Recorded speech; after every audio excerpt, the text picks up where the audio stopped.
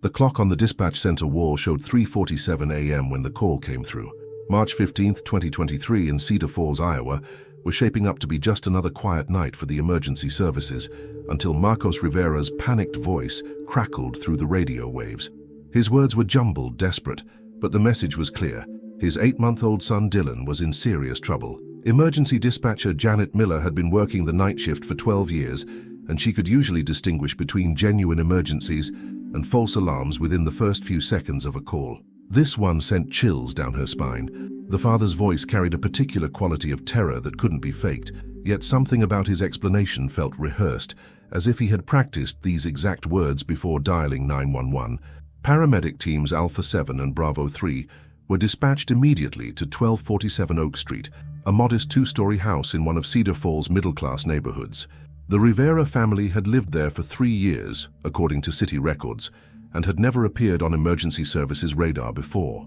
Lead paramedic Jessica Stone had responded to countless pediatric emergencies throughout her career, but as her ambulance raced through the empty streets that early morning, she couldn't shake the feeling that this call would be different. When the emergency teams arrived at the Rivera residence, they found a scene that would haunt them for years to come. The house appeared normal from the outside, well-maintained lawn, children's toys scattered on the porch, and warm lights glowing from the windows. But inside, the atmosphere was thick with tension that went beyond the expected panic of parents facing their child's medical emergency. Marcos Rivera, a 28-year-old construction worker, met the paramedics at the door. His wife, Elena, 26, was upstairs with baby Dylan. Both parents appeared genuinely distressed, but their explanations of what had happened began to raise red flags among the experienced first responders. According to Marcos, Dylan had somehow gotten hold of a small metal object during the day and swallowed it. Elena's version, however, differed in crucial details about timing and circumstances. As paramedic Stone began her initial assessment of Dylan, she immediately noticed that the infant was experiencing severe respiratory distress. His breathing was labored, and there were clear signs that something was obstructing his airway. But what struck her as odd was the specific nature of the obstruction. In her 15 years of emergency medicine, she had seen countless cases of children swallowing foreign objects, but this situation didn't match the typical patterns she was familiar with. The paramedics worked quickly to stabilize Dylan for transport to Cedar Falls General Hospital. During the brief but intense minutes of emergency treatment in the Rivera living room, Stone made a disturbing discovery. The object causing the obstruction wasn't just accidentally swallowed, it appeared to have been deliberately placed deep in the child's throat, far beyond where a crawling infant could have accidentally lodged it himself. Elena Rivera rode in the ambulance with her son, while Marcos followed in his car. During the 10-minute journey to the hospital, Stone observed Elena's behavior carefully. The mother's distress seemed genuine, but there were inconsistencies in her story that didn't add up. She claimed Dylan had been playing with various small objects earlier in the day, yet she couldn't provide specific details about when or how he might have swallowed the metal piece. At Cedar Falls General Hospital, the emergency pediatric team was already prepared for Dylan's arrival. Dr. Samuel Chen, the hospital's chief pediatric emergency physician, had been briefed during the transport and was ready to perform the delicate procedure needed to remove the obstruction. What he found during the emergency surgery would transform this medical emergency into a criminal investigation that would shock the quiet community of Cedar Falls to its core. The object Dr. Chen extracted from Dylan's throat was a small commemorative coin, roughly the size of a nickel but slightly thicker. More disturbing than the object itself was its location and condition. The coin had been wedged so deeply into the infant's throat that it would have been impossible for Dylan to have placed it there himself through normal swallowing. The positioning suggested deliberate placement, and the lack of scratches or bite marks on the coin indicated it hadn't been in the child's mouth for any extended period before being lodged in his throat. Hospital protocol required that suspicious cases involving potential child abuse be reported immediately to both Child Protective Services and local law enforcement. Dr. Chen made both calls while Dylan was being stabilized in the pediatric intensive care unit. The infant would survive, but the investigation into how that coin ended up in his throat was just beginning. As dawn broke over Cedar Falls on March 15, 2023, Detective Aaron Blake of the Cedar Falls Police Department received the call that would consume the next 8 months of his career. Blake, a veteran investigator with 22 years of experience, had worked hundreds of cases involving crimes against children, but something about the Rivera case felt different from the moment he first heard the details. The initial police interview with Marcos and Elena Rivera took place in a small conference room at Cedar Falls General Hospital, while Dylan remained under medical supervision. Both parents maintained their story that the coin had been accidentally swallowed, but their accounts continued to diverge on crucial details.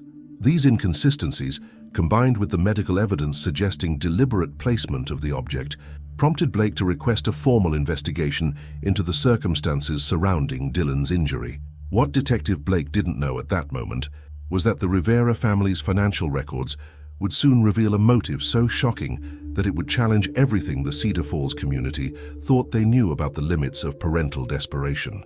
The investigation was about to uncover a web of debt, insurance policies, and calculated decisions that would ultimately lead to one of the most disturbing cases of attempted infanticide in Iowa's criminal history. But those revelations were still hours away, hidden in bank statements and insurance documents that had yet to be discovered, waiting to expose the true depth of what Marcos and Elena Rivera had been willing to do to their own child. The pediatric intensive care unit at Cedar Falls General Hospital had seen its share of tragic cases, but the arrival of 8-month-old Dylan Rivera created an atmosphere of unease that extended far beyond the typical medical emergency.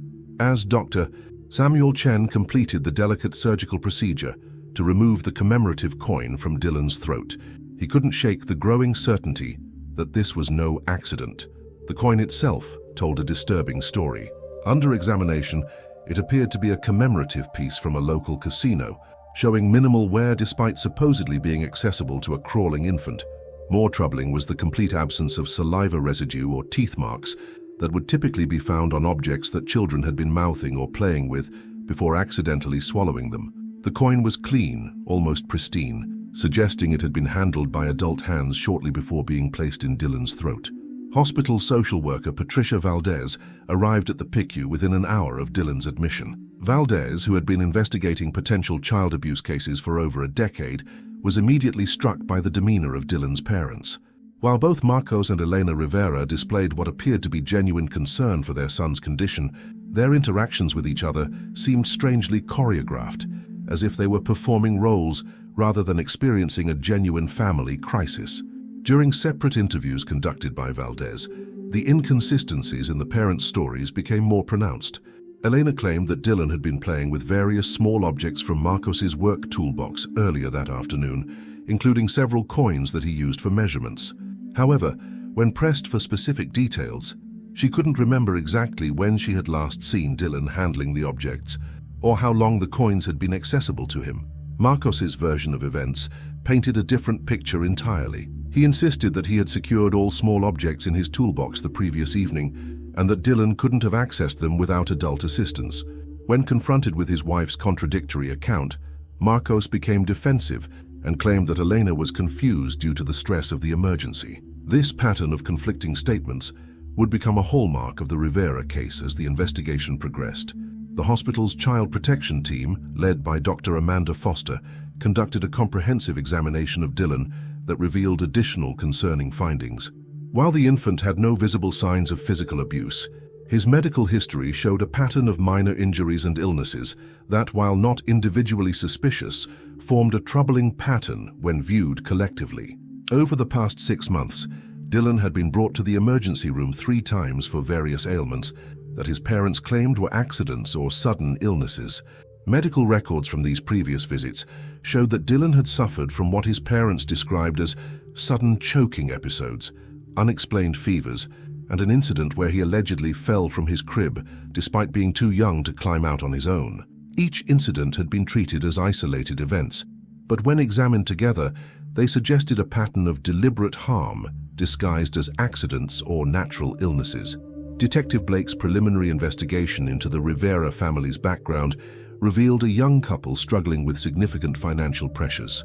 Marcos had been employed as a construction worker for Rivera Brothers Construction, a family-owned business that had been experiencing reduced contracts due to economic downturns in the region. Elena worked part-time as a retail associate at a local department store, but her hours had been cut significantly in recent months as the business struggled with decreased foot traffic. The couple's financial difficulties became more apparent when Blake obtained permission to examine their banking records. Credit card debt totaling over $47,000, 2 car payments that were 3 months behind, and a mortgage that was approaching foreclosure painted a picture of a family in desperate financial straits. More troubling was the discovery of multiple payday loans and cash advances that suggested the Riveras had exhausted all conventional means of addressing their financial crisis. What truly caught Detective Blake's attention, however, was a series of insurance-related documents found during a preliminary search of the Rivera home. Just 6 weeks before Dylan's emergency, Marcos and Elena had purchased a substantial life insurance policy for their infant son. The policy, worth $250,000, was unusually large for a family of their modest means and included provisions for accidental death that would double the payout under certain circumstances. Insurance agent Robert Martinez, who had sold the policy to the Riveras, later told investigators that he had found their request unusual. Young families rarely purchased such substantial life insurance policies for infants, and when they did, the amounts were typically much smaller. Martinez recalled that Marcos had specifically asked about coverage for accidental injuries and had seemed particularly interested in the timeline for claims processing after a covered incident. The timing of the insurance purchase, combined with the medical evidence suggesting deliberate placement of the coin, began to form the foundation of what would become the prosecution's case against the Rivera parents. However, at this early stage of the investigation, Detective Blake was careful not to jump to conclusions. He had seen too many cases where initial assumptions proved incorrect, and he was determined to build a solid foundation of evidence before making any arrests. Hospital security footage from the night of Dylan's admission provided additional insights into the parents' behavior.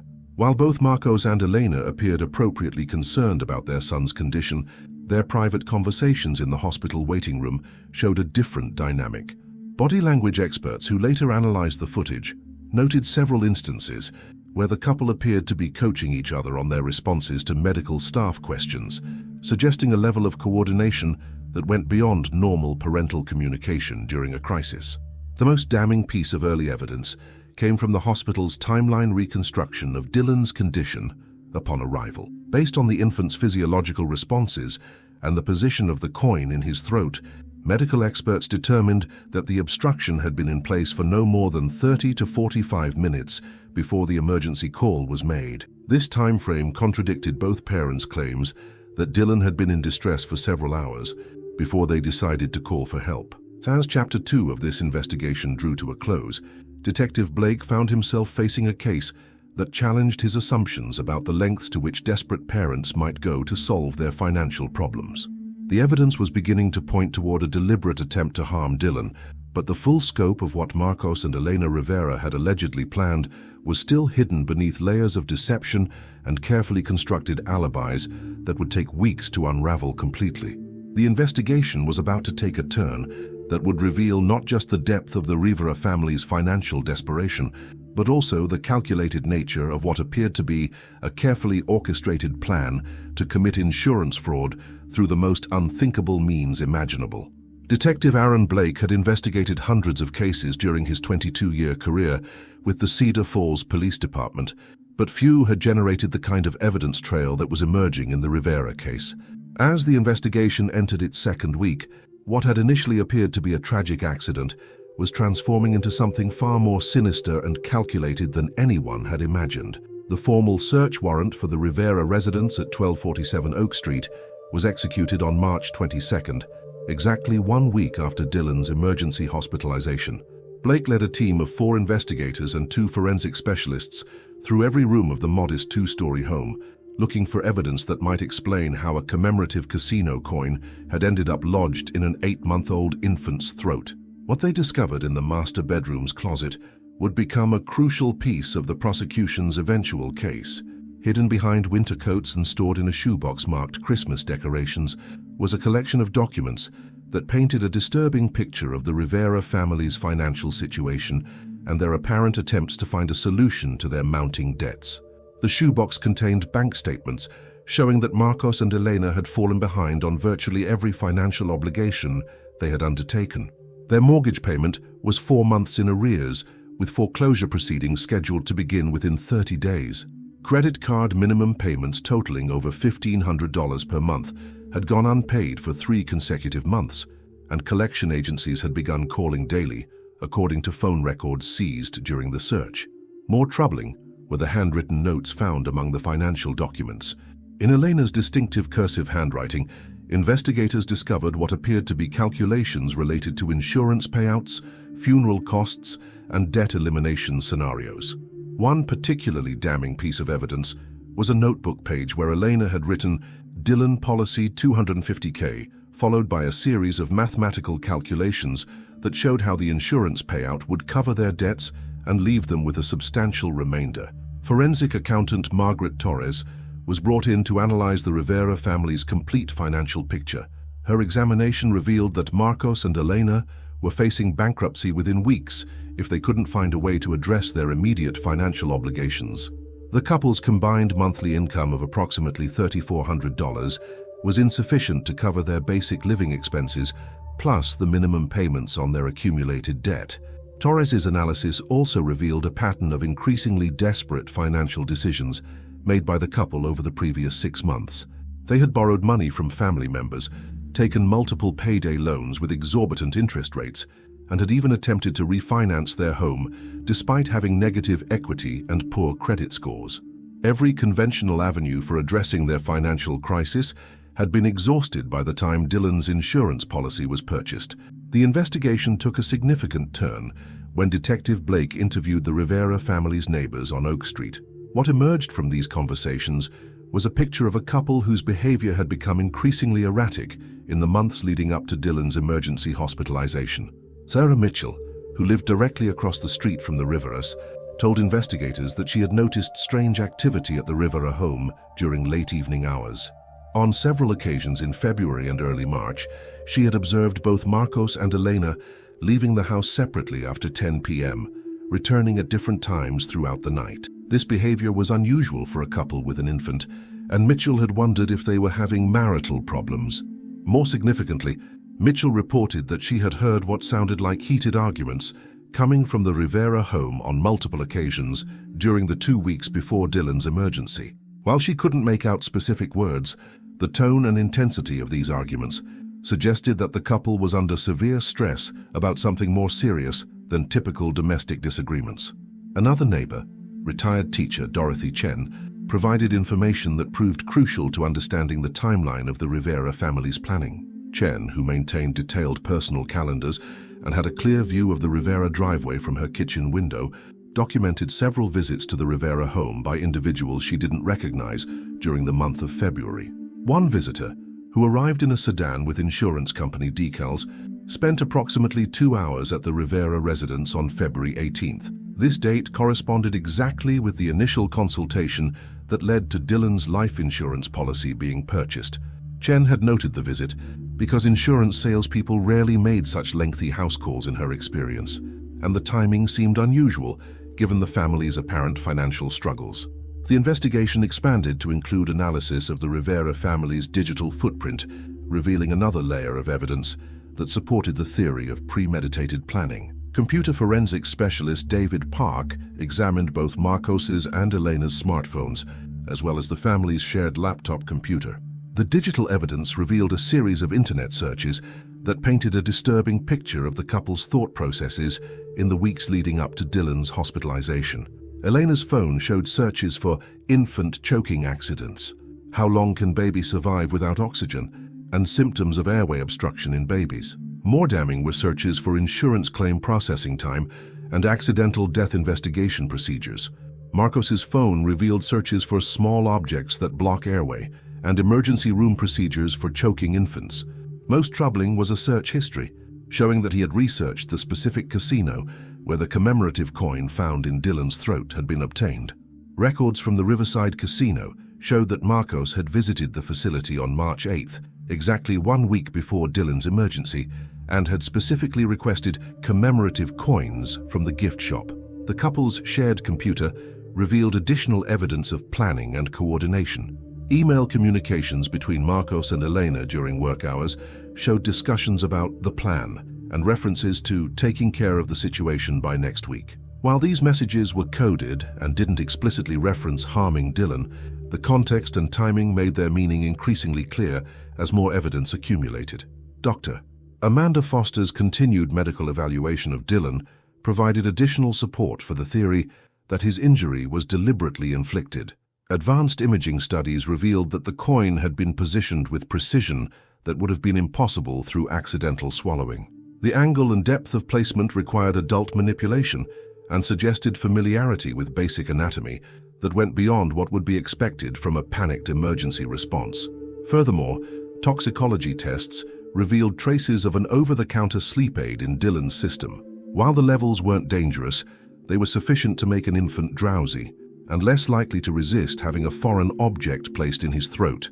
Elena's purse, searched during the warrant execution, contained the same brand of sleep aid, and pharmacy records showed she had purchased it just 2 days before Dylan's hospitalization. As the third week of investigation concluded, Detective Blake found himself building a case that was both compelling and horrifying. The evidence suggested that Marcos and Elena Rivera had planned and executed an attempt to murder their own infant son for insurance money, disguising it as an accidental choking incident. However, several crucial pieces of the puzzle remained missing. The prosecution would need direct evidence of the couple's intent, as well as proof that they had actually carried out the plan rather than simply considering it. The digital evidence and financial records provided motive and opportunity, but establishing the specific actions taken on the night of March 15th would require additional investigation techniques. What Detective Blake didn't yet realize was that the key to proving the Rivera parents' guilt would come from an unexpected source, and that the couple's attempts to cover their tracks had actually created a trail of evidence that would ultimately lead to their downfall. The breakthrough in the Rivera case came from an unexpected source that would forever change Detective Blake's understanding of how deeply calculated Marcos and Elena's plan had been. On April 3rd, nearly 3 weeks after Dylan's hospitalization, forensic specialist Jennifer Walsh made a discovery that would become the cornerstone of the prosecution's case against the Rivera parents. Walsh had been conducting a detailed analysis of the commemorative coin removed from Dylan's throat, using advanced forensic techniques that went far beyond the initial visual examination. What she found under high-powered magnification would prove that this was no accidental ingestion, but rather a deliberate and methodical attempt to commit what investigators now believed was attempted murder disguised as a tragic accident. Microscopic analysis revealed the presence of latex residue on the coin's surface, indicating that it had been handled by someone wearing disposable gloves shortly before being placed in Dylan's throat. More significantly, the pattern of the residue suggested that the coin had been held with surgical precision, positioned carefully to create maximum airway obstruction while avoiding damage to the infant's throat tissues that might have suggested struggle or resistance. The latex residue matched samples taken from a box of disposable gloves found in the Rivera family's kitchen during the search warrant execution. While possession of such gloves wasn't unusual for a construction worker like Marcos, the microscopic transfer of latex particles to the coin provided physical evidence linking the Rivera parents directly to Dylan's injury. DNA analysis of the coin revealed another damning piece of evidence. While Dylan's DNA was present on the surface as expected, it was overlaid by adult DNA that matched both Marcos and Elena Rivera. The layering pattern indicated that adult handling had occurred after the coin had been in contact with Dylan, suggesting that one or both parents had manipulated the object while it was already in the infant's mouth or throat. Dr. Patricia Newman, a forensic pathologist brought in to consult on the case, provided expert analysis that transformed the investigation's understanding of what had occurred on the night of March 15th. According to Dr. Newman's reconstruction of events, Dylan had been sedated with the over-the-counter sleep aid found in his system, then positioned to allow easy access to his throat while minimizing the risk of injury that might suggest a struggle. The coin had been inserted using a technique that required knowledge of infant anatomy and airway structure. The precision of placement suggested that whoever had committed this act had researched the procedure carefully, possibly using the internet searches found on Elena's phone as a guide. The positioning was calculated to create severe breathing difficulty while allowing enough airway function to keep Dylan alive during the time needed to stage the emergency call and ambulance response. Perhaps most chilling was Dr. Newman's analysis of the timing involved in the assault on Dylan. Based on the infant's physiological responses upon hospital admission and the condition of the coin when removed, she determined that Dylan had been conscious and aware during the insertion process. The lack of significant tissue trauma suggested that he had been too heavily sedated to struggle effectively, but medical evidence indicated he had experienced the full terror of being unable to breathe properly. The investigation took another dramatic turn when Detective Blake received a call from Rachel Torres, a clerk at Pine Ridge Pharmacy, where Elena Rivera had been a regular customer. Torres had been following news coverage of the case and remembered a series of unusual interactions with Elena during February and early March that had seemed odd at the time, but now appeared potentially relevant to the investigation. According to Torres, Elena had visited the pharmacy multiple times during February, asking detailed questions about children's medications, sleep aids, and their effects on infant behavior. Most memorably, Elena had asked specifically about medications that could make a baby sleepy without leaving obvious traces or causing dangerous side effects. Torres had assumed Elena was dealing with sleep difficulties common to new parents, but the specific nature of her questions now seemed far more sinister. Pharmacy records confirmed Elena's visits and showed that she had purchased children's sleep aids on 3 separate occasions in February, always paying in cash and always asking for the maximum quantity allowed without a prescription. Security camera footage from the pharmacy showed Elena's demeanor during these visits, revealing what appeared to be calculated shopping rather than the desperate behavior of a sleep-deprived parent seeking relief. The case expanded further when investigators discovered that Marcos had been conducting his own research into insurance claim procedures and payout timelines. Phone records showed that he had called the insurance company's claims department twice in February, asking hypothetical questions about processing times for accidental death claims involving infants. The insurance representatives who took these calls later told investigators that Marcos's questions had been unusually specific and focused on scenarios involving choking or airway obstruction. Computer analysis revealed that Marcos had also researched local funeral homes and cremation services, even going so far as to request price quotes for infant funeral services. Records from Peaceful Rest Funeral Home showed that Marcos had visited their facility on March 5th, 10 days before Dylan's emergency, claiming he was planning ahead for elderly relatives but asking detailed questions about procedures and costs for infant funerals. The digital evidence painted an increasingly clear picture of a couple who had spent weeks meticulously planning every aspect of what they intended to be their son's death and their subsequent insurance claim. Email communications between Marcos and Elena during this planning period used coded language, but revealed a level of coordination and premeditation that shocked even experienced investigators like Detective Blake. One particularly damning email exchange from March 10th showed Elena writing to Marcos, "Everything is ready for next week. We just need to stick to the timeline we discussed." Marcos's response was equally cryptic, but clearly referenced their plan. "I've confirmed the last details. Once we do this, there's no going back. Are you sure we're ready?" The investigation revealed that the couple had even planned their behavior during and after the emergency response. Notes found in Elena's handwriting included reminders about how to appear appropriately distressed, what information to provide to paramedics and hospital staff, and how to maintain consistency in their stories during questioning. The level of preparation suggested that they had anticipated being investigated and had attempted to create what they believed would be an unshakable alibi. Medical records analysis revealed another disturbing dimension to the Rivera case. Dylan's previous emergency room visits, which had initially appeared to be isolated incidents, now seemed to be part of a pattern of escalating abuse designed to establish a history of the infant being prone to accidents and medical emergencies. Each previous incident had been carefully calculated to create documentation that would support the couple's eventual claim that Dylan was susceptible to choking incidents.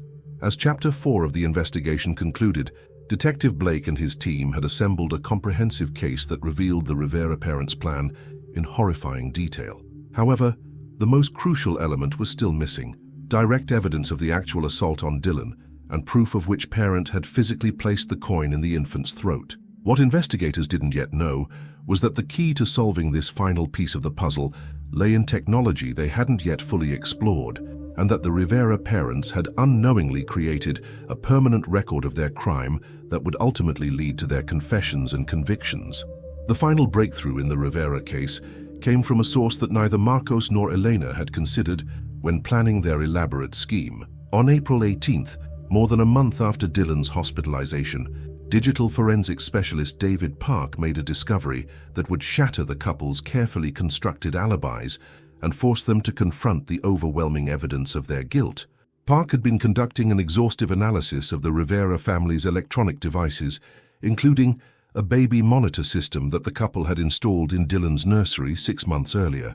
The monitor, a high-end model with cloud storage capabilities, had been continuously recording video and audio data to an online server, creating an inadvertent digital record of everything that had occurred in Dylan's room during the crucial hours of March 15th. The cloud storage company had initially been reluctant to provide access to the Rivera family's account, citing privacy concerns, but a court order obtained by Detective Blake compelled them to turn over all stored data from the relevant time period. What Park found in those recordings would prove to be the most damning evidence in the entire case. The footage from the night of March 15th showed Marcos entering Dylan's nursery at 2:47 a.m., approximately 1 hour before the emergency call was placed. The infant was sleeping peacefully in his crib when Marcos approached, carrying what appeared to be a small bottle and the commemorative coin that would later be found in Dylan's throat. The video quality was clear enough to show Marcos administering what investigators now knew was the sleep aid found in Dylan's system. Elena joined Marcos in the nursery at 2:52 a.m., and what followed was captured in horrifying detail by the baby monitor's sensitive recording equipment. The couple worked together with clinical precision, with Elena holding Dylan steady, while Marcos used a small flashlight to illuminate the infant's mouth and throat. The video showed Marcos inserting the coin deep into Dylan's throat, using what appeared to be a small medical instrument, possibly tweezers or forceps. Most disturbing was the couple's demeanor during the assault on their son. Rather than showing distress or hesitation, both parents worked methodically and calmly, frequently checking their watches and communicating in whispers that the monitor's audio system clearly recorded. Their conversations revealed the calculated nature of their plan and their awareness that they were attempting to murder their own child. Elena's voice could be heard saying, "Make sure it's deep enough, but not so far that he stops breathing completely before we call." Marcos responded, "I know what I'm doing. We practiced this enough times." This exchange provided direct evidence that the couple had rehearsed the assault and were fully aware of the potentially fatal consequences of their actions. The recordings also captured the couple's behavior immediately after placing the coin in Dylan's throat. Rather than showing concern for their son's obvious distress, they spent several minutes timing his respiratory responses and discussing whether the obstruction was positioned correctly to create the symptoms they wanted without causing immediate death. This callous calculation shocked investigators who had thought they had seen every form of parental abuse during their careers. Perhaps most damaging to the couple's eventual defense was footage showing them practicing their emergency call script. Elena could be seen holding written notes while Marcos rehearsed his panicked voice, trying different levels of distress to find what they believed would be most convincing to emergency dispatchers. They even timed their performance to ensure that their call would come at precisely the right moment to maximize Dylan's chances of survival while maintaining the appearance of a genuine emergency. The baby monitor recordings provided investigators with something that rarely exists in criminal cases: a complete, unedited record of the crime as it was being committed. The footage left no room for alternative explanations or reasonable doubt about the couple's intentions and actions.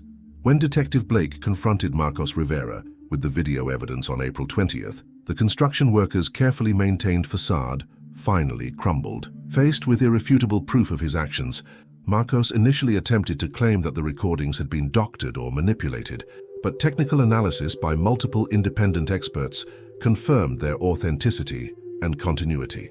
The interrogation room at Cedar Falls Police Department became the setting for one of the most disturbing confessions in the city's criminal history.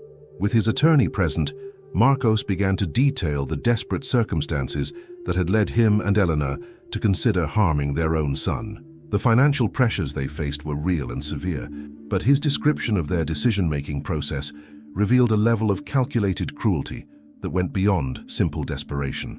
According to Marcos's confession, The idea of collecting on Dylan's life insurance policy had first been discussed in January when they received notice that their home was entering foreclosure proceedings.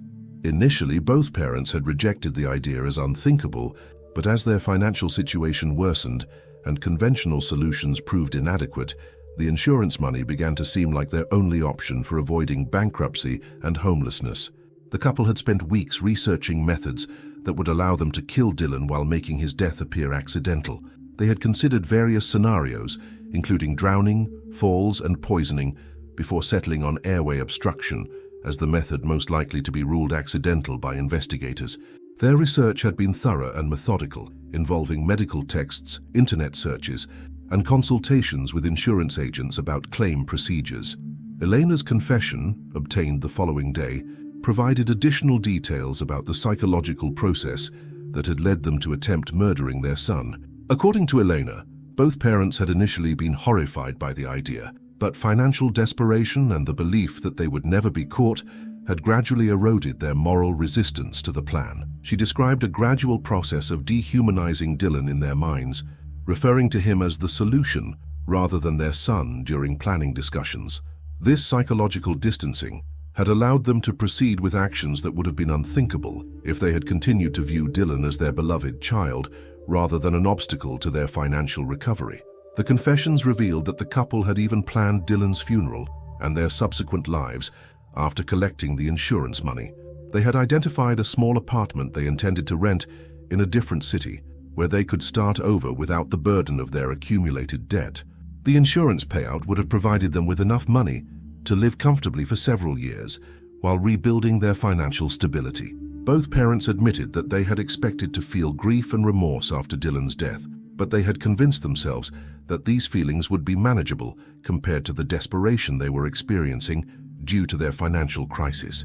Their confessions revealed a complete breakdown of parental instincts and moral reasoning that had allowed them to rationalize the attempted murder of their own child. The psychological evaluations ordered by the court revealed that neither Marcos nor Elena suffered from mental illness that would have impaired their understanding of their actions or their ability to distinguish right from wrong. Their crime had been the result of desperation combined with poor moral judgment, rather than psychological incapacity or diminished responsibility. As Chapter 5 concluded, the Rivera case had evolved from a suspected accident to one of the most thoroughly documented cases of attempted infanticide in Iowa criminal history. The evidence against both parents was overwhelming, and their confessions had eliminated any possibility of claiming innocence or accident. However, the legal proceedings that would determine their ultimate fate were still ahead, and the community of Cedar Falls would soon learn the final consequences of Marcos and Elena Rivera's decision to choose money over their son's life. The courtroom at the Black Hawk County Courthouse had never hosted a case quite like the one that would determine the fate of Marcos and Elena Rivera. As the legal proceedings began in September 2023, nearly 6 months after Dylan's near-fatal assault, the community of Cedar Falls found itself grappling with questions about how desperation could drive parents to attempt the unthinkable against their own child. Prosecutor Angela Martinez had built her career on complex criminal cases, but the Rivera prosecution presented unique challenges that went beyond the typical dynamics of violent crime. The overwhelming evidence of premeditation, combined with the defendant's confessions, made proving guilt relatively straightforward. However, the case raised profound questions about appropriate sentencing for parents who had attempted to murder their infant son for insurance money. The prosecution's case unfolded over 3 weeks, presenting a methodical reconstruction of the events leading up to Dylan's assault. Digital forensics expert David Park testified about the baby monitor recordings, which were played in their entirety for the jury, despite their disturbing content. The footage left no doubt about the defendant's intentions and actions, creating an atmosphere of stunned silence in the courtroom as jurors watched Marcos and Elena Rivera calmly attempt to murder their son. Dr. Patricia Newman's forensic pathology testimony provided crucial context for understanding the full scope of what Dylan had endured. Her analysis revealed that the infant had been conscious and aware during the assault, experiencing terror and pain that would have been impossible for an 8-month-old to comprehend. The precision required to place the coin without causing immediate death demonstrated a level of planning and anatomical knowledge that contradicted any claim of accidental harm. Perhaps the most compelling testimony came from Dr. Samuel Chen, the pediatric emergency physician who had saved Dylan's life. Dr. Chen described the infant's condition upon arrival at Cedar Falls General Hospital, emphasizing how close Dylan had come to death and the lasting effects the assault might have on his development.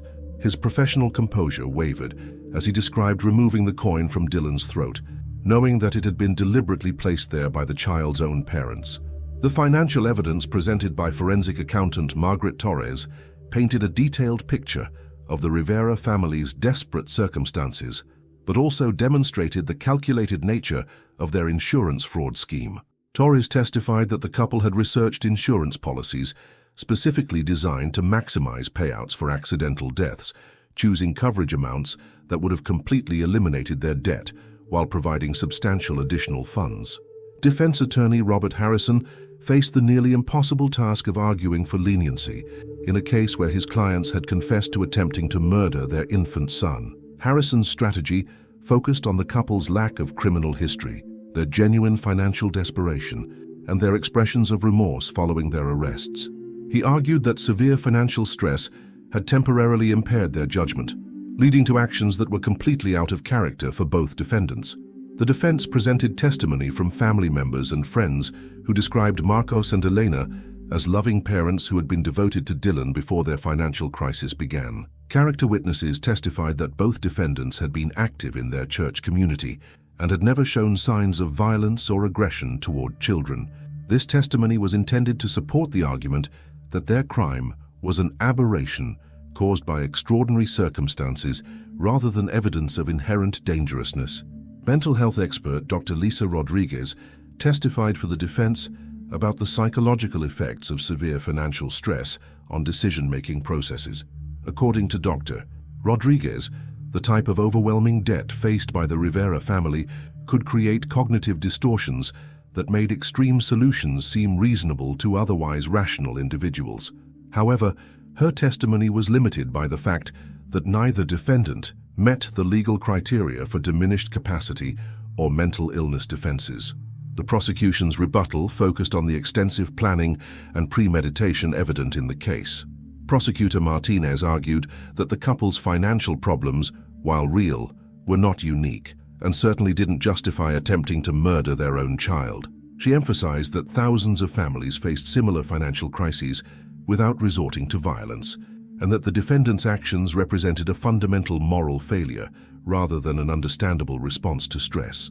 The victim impact statement was delivered by Sofia Rivera, Elena's sister, who had been granted custody of Dylan following his parents' arrests.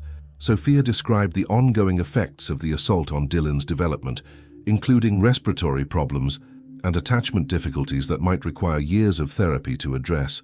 She also spoke about the devastation the case had brought to the extended Rivera family, who struggled to understand how two people they had loved and trusted could have committed such an unthinkable act. Dylan himself, now 13 months old, had made a remarkable physical recovery from his injuries, but continued to show signs of the trauma he had experienced. Medical experts testified that while his respiratory function had returned to normal, he would require ongoing monitoring for potential developmental delays and psychological effects that might not become apparent until he was older. The jury deliberated for only 6 hours before returning guilty verdicts on all counts against both defendants. Marcos Rivera was convicted of attempted first-degree murder, child endangerment, and insurance fraud. Elena Rivera was convicted on the same charges, with the jury rejecting the defense argument that her role had been secondary to her husband's planning and execution of the crime. The sentencing hearing in December 2023 provided both defendants with the opportunity to address the court and Dylan's family directly. Marcos Rivera's statement was brief and focused primarily on his remorse for the pain he had caused his son and extended family.